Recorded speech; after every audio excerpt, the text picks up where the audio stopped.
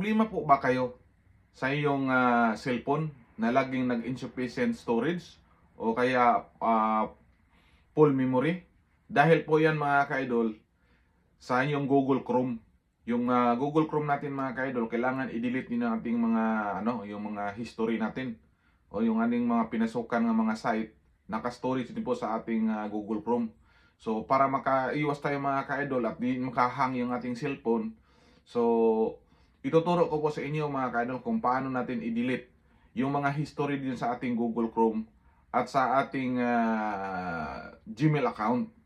So sundan lang ko po nyo mga ka-idol, ipapakita ko po sa inyo kung paano natin gagawin ito mga ka-idol. So ito lang po mga ka-idol, para lang po to sa mga hindi pa alam kung paano nila i-delete ng mga history nila sa Google Chrome.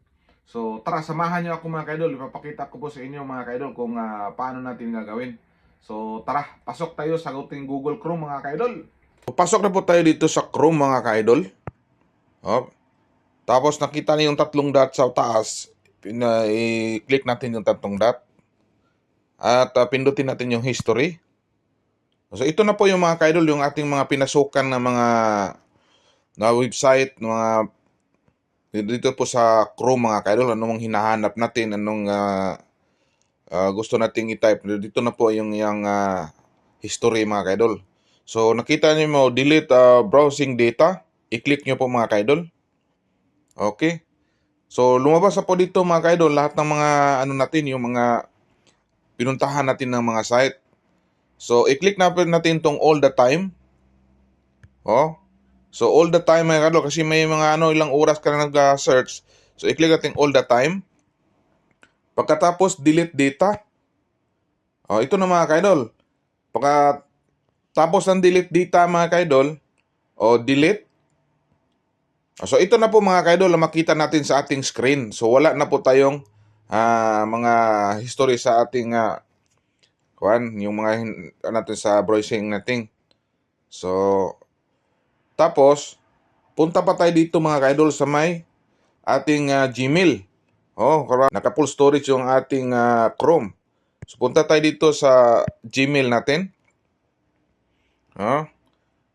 So, pasok na tayo sa Gmail, pindutin na po ito natin ng ating account mga ka-idol. Pagkatapos, Google account mga ka-idol. So, pasok na po tayo sa ating Google account at hanap ang privacy mga ka-idol. So, dito sa data and privacy mga ka-idol, so nakita natin itong mga pinag-search natin. So, pindutin natin yung my activity. Okay. Pagpasok natin dito mga ka-idol sa may activity, ito na yung mga activity natin dito sa ating Gmail.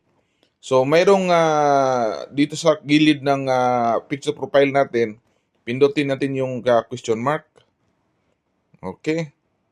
At lumabas na po dito mga ka-idol itong delete your activity. So i-click natin delete your activity. Click natin yung my activity. Okay. Tapos ito na mga ka-idol, nakita na natin dito yung ating mga sa akin mga ka-idol, dinilit ko na po yung iba. So ganito lang po, may nakita yung filter date. Pindutin niyo yung gilid dito sa may ilagay niyo sa all the time. Tapos okay sa akin mga ka-idol, na-delete ko na. So, ganito lang po mga ka-idol, madali lang siya para hindi tayo mag-full storage sa ating Google Chrome. Okay. So, thank you for watching mga ka-idol. Paki-share lang po at paki-follow para makatulong po sa iba mga ka-idol na nagka-problema ng ganito. At sana po mga ka-idol may natutunan po kayo sa ating tutorial for today mga ka-idol. So paki-follow and like na lang mga ka-idol. So i-share po mga ka-idol para makakatulong po tayo sa iba na nakaproblema po sa kanilang mga device, mga cellphone na ginagamit na laging naka-full storage sa ating Google Chrome. Thank you for watching. Bye-bye!